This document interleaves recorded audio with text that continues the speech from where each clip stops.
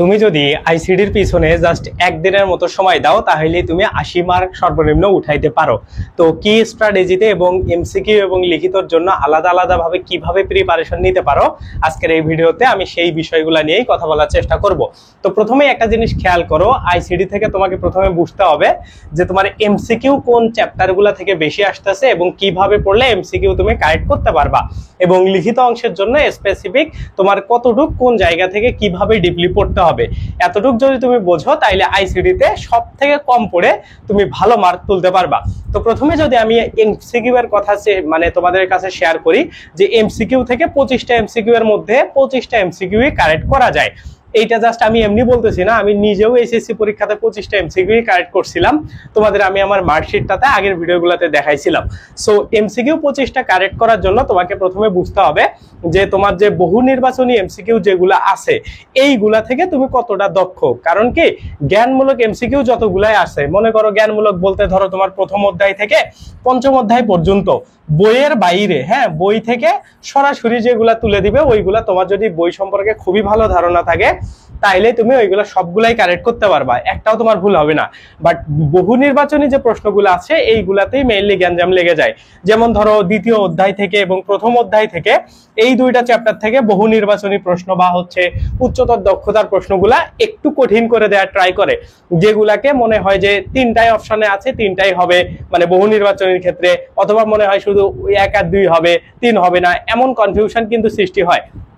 So এই জায়গাগুলো নিয়ে তোমার কাজ করতে হবে একদম এক্স্যাক্টলি শেষ সময়ে এসে, এবং তুমি এইগুলোর জন্য কিভাবে পড়বা বা এমসিকিউ এর জন্য ওভারঅল কিভাবে প্রিপারেশন নিবা।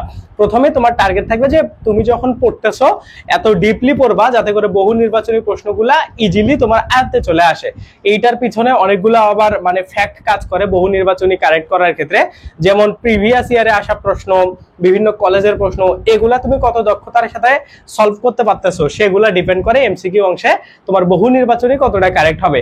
এখন আসো জ্ঞানমূলক প্রশ্ন। দেখো আমি বারবারই একটা কথা বলি, যেহেতু তোমাদের এখন বোর্ড বই ফিক্স করে দেয়া আছে, বোর্ড বই থেকে যদি তুমি পড়ো তাহলে তোমার জ্ঞানমূলক যে অংশগুলো আছে বা মানে যে প্রশ্নগুলো তোমাদের সরাসরি বই থেকে আসে সেগুলো এনসিটিভির বই থেকে আসবে। এছাড়া যে কোনো বই, যেমন অক্ষরপত্রের বই হইতে পারে, মাহবুবুর রহমান স্যারের বই হইতে পারে, আরো বিভিন্ন বই আছে। হ্যাঁ, তো তুমি যে বই পড়ো না কেন, যে বই ফলো করো না কেন, বই থেকে সরাসরি মোটামুটি যত বই আছে সবগুলো থেকে 95% কমন আসবে। যেমন ধরো এমসিকিউ এর জন্য তোমার 25টা এমসিকিউ আছে, এই 25টার মধ্যে ধরো 15টা এমসিকিউ যেগুলো একদম সরাসরি জ্ঞানমূলক টাইপের। জ্ঞানমূলক বলতে এক কথায় এর মধ্যে ধরো কিছু ম্যাথ থাকবে যেগুলা তোমরা মানে তৃতীয় অধ্যায়ের মানে ম্যাথগুলা তোমরা যদি করো তাইলে ইজিলি পারবা। বাকিগুলা ধরো সব মেলায় 15টা, এর মধ্যে বহু নির্বাচনী থাকবে কিছু, তারপরে হচ্ছে উচ্চতর দক্ষতার প্রশ্ন থাকবে কিছু, এই মেলায়া মোটামুটি তোমাদের 25টা প্রশ্ন হবে। এবং এই 25টা প্রশ্নের মধ্যে তোমরা যদি জ্ঞানমূলক প্রশ্ন কমন পাইতে চাও জাস্ট বই তোমার রিভিশন করলেই হবে। এখন এর জন্য কোন কোন অধ্যায়গুলা পড়বা বা এমসিকিউ এর জন্য বেশি কোন চ্যাপ্টার থেকে আসে। দেখো যদি আমি এমসিকিউ এর কথা বলি, এই জায়গাতে আলাদা কোনো চ্যাপ্টার তোমরা ভাগ করবা না যে আমি এই চ্যাপ্টার থেকে এই এমসিকিউ পড়বো মানে পড়বো না, এমসিকিউ এর জন্য ওইটা থেকে পড়বো, এমন করবা না। কারণ তোমাদের টোটাল 5টা অধ্যায় ফিক্স করে দেয়া আছে 1 থেকে 5 পর্যন্ত, এই 5টা তো তোমরা পড়বাই, পাশাপাশি হচ্ছে আরো চেষ্টা করবা যে তোমাদের যে ষষ্ঠ অধ্যায়টা আছে ওইটাকেও একটু ভালো করে দেখার জন্য, কারণ ষষ্ঠ অধ্যায় থেকেও তোমাদের এমসিকিউ 2-1টা আসতে পারে। এটা হইলো 1 নম্বর কথা। এরপরে ধরো এমসিকিউ অংশের জন্য জাস্ট এতটুকু করলেই হবে, মানে কোনো চ্যাপ্টার তুমি বাদ দিবা না, প্রত্যেকটা চ্যাপ্টারই পড়বা। এবং এটা একদিনে কিভাবে শেষ করা যায়, বোর্ড বইটা থেকে স্পেসিফিক যে লাইনগুলো তুমি আগে পড়ছো বা দেখাইছো ওগুলাকে রিভিশন করবা। এরপরে দেখো লিখিত অংশ। দেখো লিখিত অংশের জন্য তোমরা যদি চাও কিছু কিছু কঠিন চ্যাপ্টার আছে যেগুলাকে তুমি বাদ দিতে পারো। যেমন আমি তোমাকে বলি লিখিততে তোমার 5টার মানে সিকিউ এর অ্যান্সার করতে হবে হচ্ছে 5টা। এখন এই 5টার জন্য তোমার দেখবা যে প্রত্যেকটা অধ্যায় থেকে তোমার একটা করে প্রশ্ন থাকবেই, এবং তোমাদের প্রথম এবং দ্বিতীয় অধ্যায় এই দুইটা মেলায় 3টা প্রশ্ন থাকবে। তার মধ্যে 5টার মধ্যে তুমি এই 3টা এইখান থেকে অ্যান্সার করতে পারতেছো। এরপরে দেখো তোমার চতুর্থ অধ্যায় বা এইচটিএমএল থেকে ওইখান থেকে একটা মানে প্রশ্ন থাকবে। এখন এইচটিএমএল খুবই সহজ একটা জিনিস, ওইটাকে যদি তুমি একটু টেকনিক্যালি পড়াশোনা করো বা একটু যদি ডিটেলস এমসিকিউ এর জন্য পড়ো এবং টেবিল গঠনগুলা সহ আরো বিভিন্ন যে মানে ব্যাপারগুলো আছে ওগুলা যদি একটু ভালো আইডিয়া থাকে তাইলে দেখো তুমি 4টা প্রশ্ন প্রথম দ্বিতীয় এবং চতুর্থ জাস্ট রিডিং করেই 4টা প্রশ্নে অ্যান্সার করতে পারবা।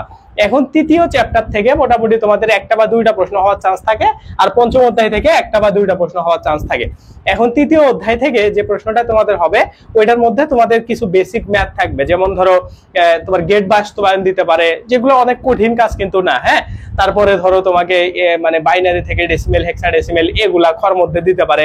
সো এই ধরনের টুকিটাকি জিনিসগুলা তোমাকে বেশি ভালো রাখতে হবে, মানে একটু মাথায় রাখতে হবে। এখন দেখো পঞ্চম অধ্যায় নিয়েও কিন্তু যে সব সময় সে প্রোগ্রামিং এর বিষয় দিবে তা না।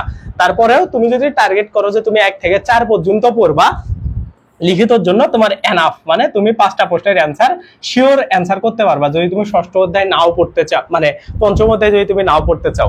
তার মানে তুমি এমন ভাবে টার্গেট করবা যে এমসিকিউ এর জন্য তুমি 5টা চ্যাপ্টারই পড়বা এবং কোন জায়গাগুলোকে ফোকাস করবা এমসিকিউ এর জন্য বেশি যদি আমি স্পেসিফিক করি, পঞ্চম অধ্যায় থেকে দ্বিতীয় অধ্যায় থেকে খুব বেশি এমসিকিউ আসবে এবং এইগুলাকে ভালো করে ট্রাই করবা। হ্যাঁ, আর এইদিকে তৃতীয় চ্যাপ্টার থেকে ম্যাথমেটিক্যাল যে বিষয়গুলো আছে ওইগুলাকেও ভালো করে দেখবা।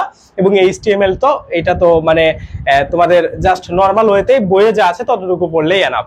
তো এমসিকিউ এর জন্য আসলে বাদ দেওয়া যায় না, কিন্তু সিকিউ এর জন্য এতটুকু বাদ দেওয়া যায়। এখন দেখো একদিনের মধ্যে কিভাবে এগুলাকে শেষ করা যায়। তো তুমি প্রথমে টার্গেট নিবা যে তুমি আসলে মানে যে চ্যাপ্টারগুলো এমসিকিউ এবং লিখিতর জন্য পড়তেছো, যেমন প্রথম অধ্যায়, তারপরে দ্বিতীয় অধ্যায়, তৃতীয় অধ্যায় এবং চতুর্থ অধ্যায়, এই 4টা অধ্যায় খুবই ভালো করে, বিশেষ করে যে তৃতীয় অধ্যায়ের ম্যাথ রিলেটেড বিষয়গুলো এগুলাকেও সলভ করবা, প্লাস এমসিকিউ এর জন্য পড়বা। এবং তুমি যদি প্রথম এবং দ্বিতীয় অধ্যায়ের জন্য 3 থেকে 3.5 ঘন্টা সময় দাও, তৃতীয় অধ্যায়ের জন্য 2 ঘন্টা সময় দাও, চতুর্থ অধ্যায়ের জন্য 1.5 ঘন্টা বা 2 ঘন্টা সময় দাও, তাইলে কিন্তু এগুলো কভার হবে। এরপরে শুধু থাকবে তোমার পঞ্চম অধ্যায়, এবং এই পঞ্চম অধ্যায়টা কমপক্ষে তোমার 3 বা 4 ঘন্টা টাইম লেগে যাবে। হ্যাঁ, তুমি যদি খুব ভালো করে করতে চাও, মোটামুটি 4 ঘন্টা যদি তুমি পড়ো তাইলে এই চ্যাপ্টারটা শেষ হবে। এইভাবে তোমরা চেষ্টা করবা একদিনের মধ্যে সুন্দর করে সবগুলোকে গোছায় নেয়ার। আর তোমরা যদি আরো ভালো কমন পাইতে চাও, সিকিউ এর জন্য বোর্ডে আসা প্রশ্নগুলো জাস্ট প্র্যাকটিস করো, এক্সট্রা যে বিভিন্ন কলেজের ওগুলা প্র্যাকটিস করার প্রয়োজন নাই। আর এমসিকিউ বোর্ড বই থেকে ইনশাল্লাহ কমন পেয়ে যাবা। আর চেষ্টা করবা সিকিউ অংশের মধ্যে যখন অ্যান্সার করবা পরীক্ষাতে, তখন মানে যদি তোমার ভালো আইডিয়া থাকে তাইলে ম্যাথমেটিক্যাল জিনিসের অ্যান্সার করার, তাইলে মার্ক কম কাটবে।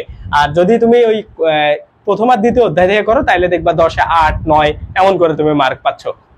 সো এটা ডিপেন্ড করবে তোমার আসলে প্রিপারেশন কেমন, তুমি কোন জায়গা থেকে বেশি এক্সপার্ট এইগুলোর উপরে। হ্যাঁ, তবে যে ম্যাথমেটিক্যাল টার্মগুলোতে ভালো ওগুলো ম্যাথ থেকে অ্যান্সার করবে, তাইলে লিখিততে ভালো আসবে। আর আইসিটি সাবজেক্টটা এমন যে তুমি যদি পারো অনেক বেশি মার্ক পাবা, না পারলে একদম খুব খারাপ করবা। সো একটু ভালো করে পড়ো, আমি যে কথাগুলো বললাম এই হিসাবে পড়াশোনা করো, দেখবা আইসিটিতে ভালো মার্ক আসবে। সো এইটাই, সবাই সুস্থ থাকবা, ভালো থাকবা, আল্লাহ হাফেজ, টেক কেয়ার, বাই বাই।